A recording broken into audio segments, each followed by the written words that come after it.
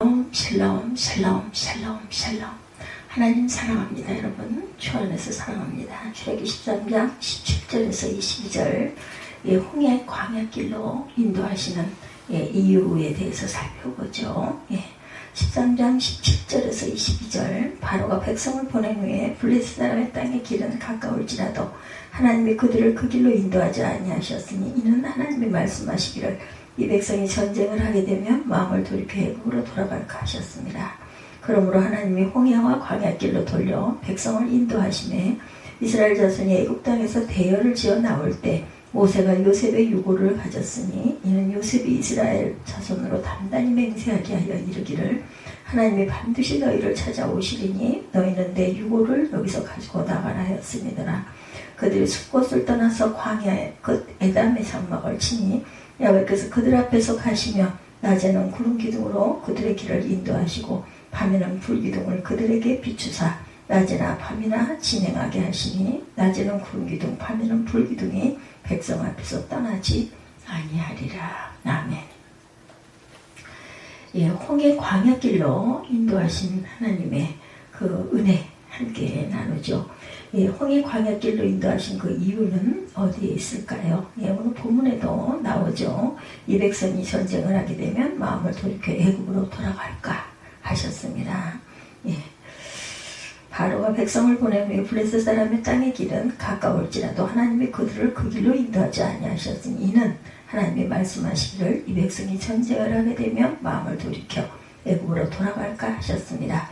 그러므로 하나님이 홍해의 광야길로 돌려 백성을 인도하시매 이스라엘 자손이 애굽 땅에서 대열을 지어 나올 때 모세가 요셉의 유고를 가졌으니 이는 요셉이 이스라엘 자손으로 단단히 맹세하게 하여 이르기를 하나님이 반드시 너희를 찾아오시니 너희는 내 유고를 여기서 가지고 나가라 하였음이더라. 그들이 숲곳을 떠나 광야 곧 에담의 장막을 치니 야훼께서 그들 앞에서 가시며 낮에는 구름 기둥 그의 길을 인도하시고 밤에는 불 기둥을 그들에게 비추사 낮이나 밤이나 진행하게 하시니 낮에는 구름 기둥 밤에는 불 기둥이 백성 앞에서 떠나지 아니하리라. 홍해 광야길로 인도하신 이유가 오늘 말씀에 나와 있어요. 17절에서 22절이죠. 이렇게 제가 읽은 대로 출애굽할 때 쉬고 편한 길로 인도하지 않으셨습니다.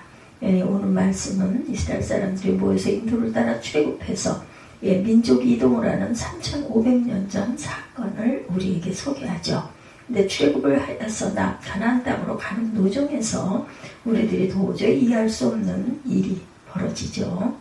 블레셋 사람의 땅의 길은 가까울지라도 블레셋 해안길 하나님이 그들을 그 길로 인도하지 아니하셨다 말씀합니다. 이는 하나님이 말씀하시기를 이 백성이 전쟁을 하게 되면 마음을 돌이켜 애굽으로 돌아갈까 하셨습니다. 17절입니다. 이스라엘 백성들이 지금 애굽을 나와 가나안 땅으로 가는 길 중에 가장 좋은 길, 지중해 연변가를 따라 상옥도로가 잘 마련되어 있어서 항상 그 길로 사람들이 오고 갑니다. 그 길로 가면 한 달도 안 가서 가나안 땅에 도착할 수가 있어요. 장사하는 사람들이 일주일 안에 왔다 갔다 하는 그 길입니다. 도로가 아주 좋고 경치도 아주 좋다고 그러죠. 광야에서 뺑뺑 돌게 하셔서 이런 좋은 길을 놔두어 처음에 이스라엘 백성들을 쉽게 생각하고 출애굽을 감행했던 것이죠. 늦어도 한두 달이면 모두 다 가나안에 도착할 것이다 이런 생각들을 했겠죠.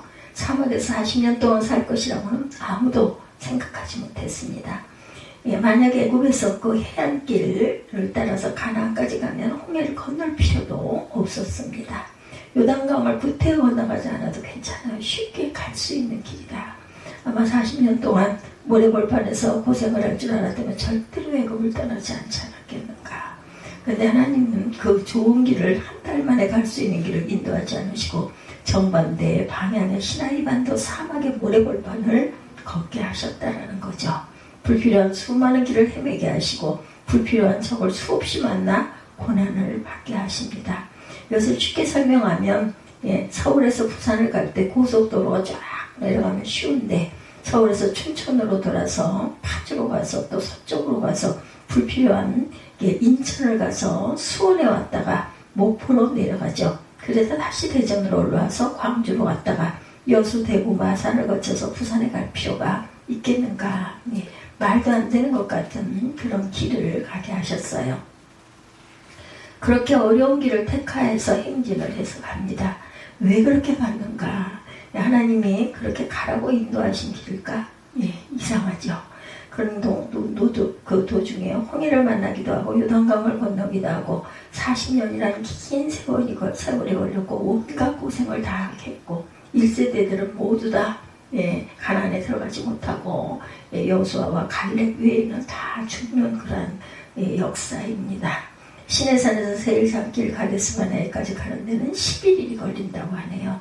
신명기 1장 2절에 가데스바네아에서 가나안까지 질러가는 길이 잘 마련되어 있다고 해요.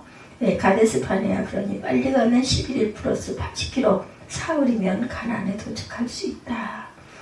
이스라엘 그 남단까지 약 80km 12정탐군을 보낸 곳이죠. 가데스바네아에 다 왔다. 여기만 지나가면 된다. 그러나 하나님이 그리로 가지 말라 하니 조금만 가면 됩니다.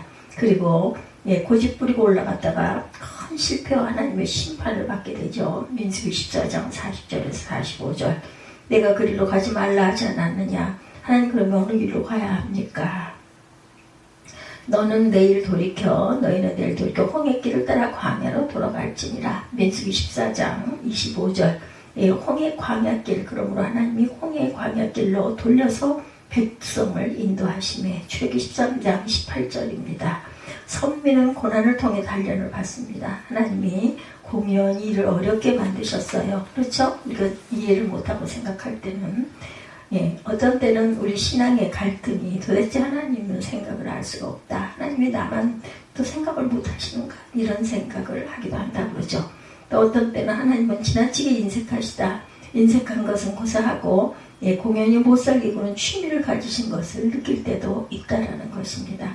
성격 나쁜 아버지가 집안 식구들을 달달 묶듯이 한 달만 고생하면 되는 길을 40년이나 시나이 반도를 헤매게 하시고 끝없는 피를 흘리게 하시고 도대체 왜 이렇게 사는 거냐. 이런 고생 안 시키고도 얼마든지 가나안 땅에 들어갈 수가 있는데 만약 하나님이 말씀하지 아니하시고 친히 인도하지 아니하시고 백성들에게 맡겨버렸다면 한 달 만에 다 들어갈 수 있는 그 길을, 그런데 하나님은 그 길을 못 가게 하셨다는 거.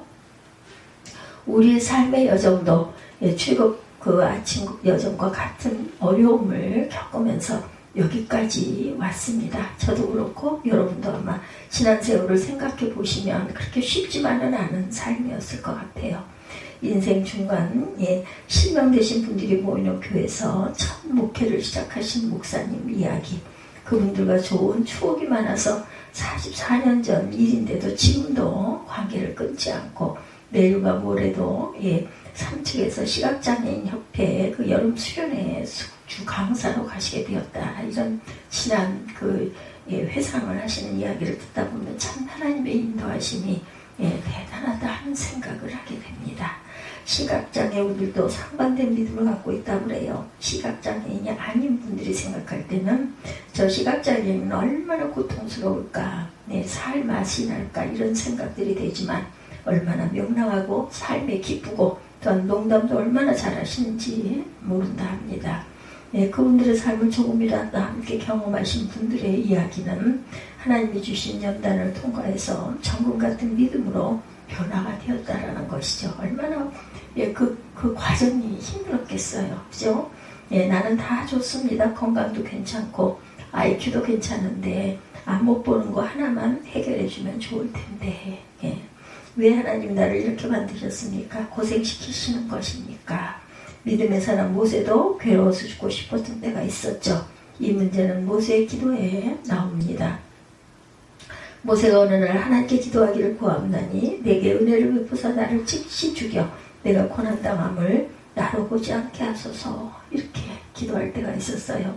왜 나를 이렇게 고운고하게 만드시나이까? 차라리 죽는 것이 낫겠사옵니까? 그러면 하나님은 무슨 악취미로 그 민족을 그렇게 고난스럽게 하셨습니까? 모세가 이렇게 고백하고 통곡을 합니다. 이것을 우리가 알 때 우리 삶도 이해할 수가 있죠. 우리 삶도 마찬가지입니다. 지금 이 사람들을 가리켜 하나님의 택한 백성이다, 선민이다 선민입니다. 이렇게 말하죠.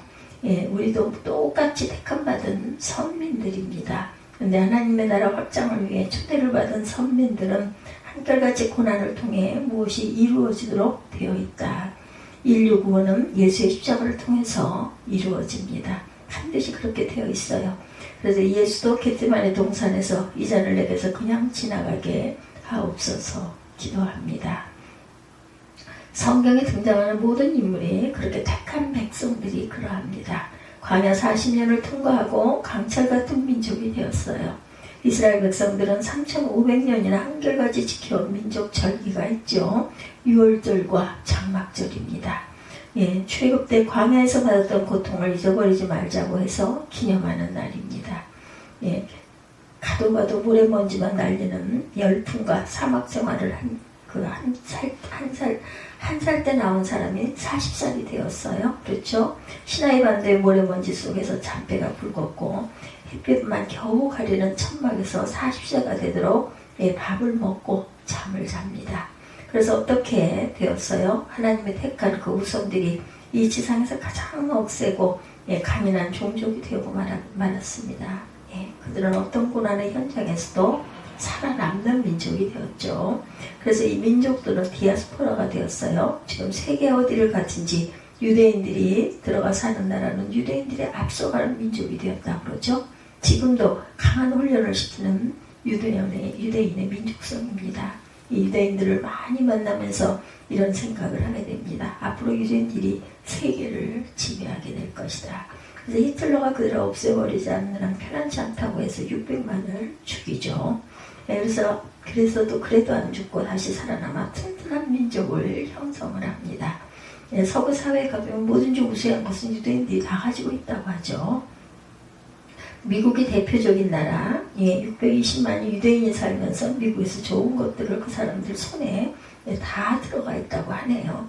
세계 모든 나라들이 남자들에게 군인의 의무를 줍니다. 이스라엘 여자도 군인을 나간다고 하죠. 군인의 숫자가 모자라서 하는 게 아니라 의무라고 합니다. 1967년 6.1 전쟁 때 임신 8개월 된 여자가 낙하산을 타고 기관총을 가지고 낙하하는 모습이 전 세계 신문에 보도된 것 기억하십니까? 그 사람들은 아무도 당할 수가 없어요. 로스앤젤레스의 포레스터 론이라는 숲속이 있는데 유대인들이 사용하는 사격장이라고 그러죠. 12살 되면 유대인들은 누구나 거기에 간다고 합니다. 비바람이 치는 날씨에도 12살짜리가 작은 권총을 쥐고 사격 연습을 독특하게 시킨다고 그래요. 우리 유대인은 어떻게 이렇게 하면 살아남지 못해 알았지? 그래서 회비를 걷어서 청소년들을 이스라엘 나라로 견학을 보내고 고국에 무슨 일이 일어났을 때는 누구든지 자원해서 갈 수 있는 훈련을 해서 만반의 임전태세를 완벽하게 갖춘다고 합니다. 유대인들이 강인한 민족으로 키워나가신 것은 하나님의 섭리에 있습니다. 전쟁이 나면 학교 다니다 말고 직장 다니다 말고 이스라엘로 간다고 그러죠. 당할 자가 없다는 거죠. 이렇게 강인한 민족성을 만들어서 이 민족이 디아스포라가 되어서 세계 어디에 가서도 살아남고 하나님의 구원의 빛을 전하게 된다고 합니다. 이렇게 하나님이 계획하셔서 훈련을 시키신 것이죠. 광야에서 그들은 땅이 귀하다는 훈련을 받습니다. 차지한 땅은 절대로 안 뺏긴다고 그래요. 먹는 그 식량이 귀하다는 교육을 또한 받습니다. 식량 생산에 그 기부치 농장이 누구도 따를 수 없는 농업기술로 발전을 합니다. 배가 고픈 훈련을 위해서 인내를 배웠겠죠. 참고 견디는 것으로 유대인들을 당할 길이 없다고 합니다. 유대인들은 얼마나 잘 뭉쳐요. 그렇죠? 절대 깨지지 않는 공동체를 형성한다고 합니다. 가나안 31성읍과 전쟁을 하면서 익혀온 그들은 지금 이 세상 어느 군대도 당해낼 수 없는 강한 군대 조직을 가지고 있다고 그러죠. 이스라엘 나라 주변에 10개 나라가 덤벼들어도 절대로 깨지지를 않습니다. 만약 그들이 해변가의 경치 좋은 무역도로를 통해 일주일 만에 쉽게 가나안 땅에 들어갔다면 벌써 그 민족은 멸종을 당했을 것입니다. 이 민족을 멸종시키고자 기다리던 가나안 땅에 종족이 있었죠. 헷, 아모리, 브리스, 히위, 여부스, 기르가스 족속 등입니다. 이놈들 오기만 해봐 다 없애버리겠다. 그런데 그 반대가 되었죠. 광야에서 혹독한 훈련을 받았기 때문에 살아남았다. 지구상의 모든 종족이 다 멸종이 한다 해도 그들은 살아남는 가능성을 가지고 있다라는 것. 얼마나 고난을 많이 받았겠습니까? 히틀러가 600만을 죽일 때 아예 멸종시켜버려야지 이들이 세계를 지배한다라는 생각을 가졌을 것이고, 이사야 55장 9절 야훼 말씀에 내 생각은 너희 생각과 다르며 내 길은 너희 길과 달라서 하늘이 땅보다 높은 같이 내 생각은 너희 생각보다 높으니라, 이렇게 말씀하시죠. 내가 너희를 이렇게 훈련해야 너희를 통한 인류 구원의 완성이 이루어질 것이다. 너희들은 가나안 땅에서 살아야 한다. 그 땅은 가나안은 31성읍이 있는데 너희가 그렇게 강인하지 않으면 절대로 안 될 것이다. 결국 거기서 그리스도가 탄생하고 그 복음이 온 세계를 지배하는 역사가 이루어졌어요. 예, 우리 대한민국의 자녀들의 문제, 정말 부럽기도 하죠. 고난을 이겨내지 못하는 유약한 문화에서 자라고 있기 때문입니다. 집집마다 자녀가 하나나 둘 다 왕자 같고 공주같이 자란다는 거죠. 고난을 못 이기고 아무것도 혼자는 해결을 못합니다. 모든 필요를 부모가 다 채워줍니다. 그래서 아이들이 자기 힘으로는 아무것도 못한다. 군대 들어갈 때 20대 초반에 얼마나 강인한 나이입니까? 인생 중에 가장 강인한 힘과 에너지를 소유하고 있을 때 군대를 가죠. 근데 우리나라 군대 그 자살률이 얼마나 높은지 여러분들 아십니까? 예, 유약한 문화에서 왕자같이 살았기 때문에 군대 훈련을 이겨내지를 못한다고 그래요. 대한민국이 세계에서 자살률 1위로 매일 높은 것도 벌써 어릴 적 청소년 때부터 너무 편하게 자라서다. 부모들은 자식이 돈이 필요하다고 하면 다 들어주죠. 자기가 사회에 나가서 피땀 흘려 노동하고 시간당 돈 몇천 원을 받아들였을 때 돈 이렇게 귀중한 것이었나. 그때 비로소 인생을 알게 된다는 것입니다. 미국에서는 고등학교 1학년 때쯤 되면 나가서 그렇게 알바의 경험을 다 한다고 그래요. 우리나라에도 그래서 그 옛날보다는 지금 알바들은 아무렇지도 않게 일상으로 하죠. 부모가 주었던 돈의 귀중함이 이런 거였구나 깨달는다고 합니다. 히브리 민족은 광야의 고난의 체험을 통해서 하나님께 대한 신앙이 자라고 민족의 강인한 유산이 물려지게 되었다는 것. 그래서 쉽고 편한 블레셋 해안길을 두고 가데스 바네아에서 직진하는 길도 제쳐놓고 가장 어렵고 힘든 홍해 광야길을 택하게 하셔서 광야에서 40년이나 뺑뺑 돌게 하셨다는 것.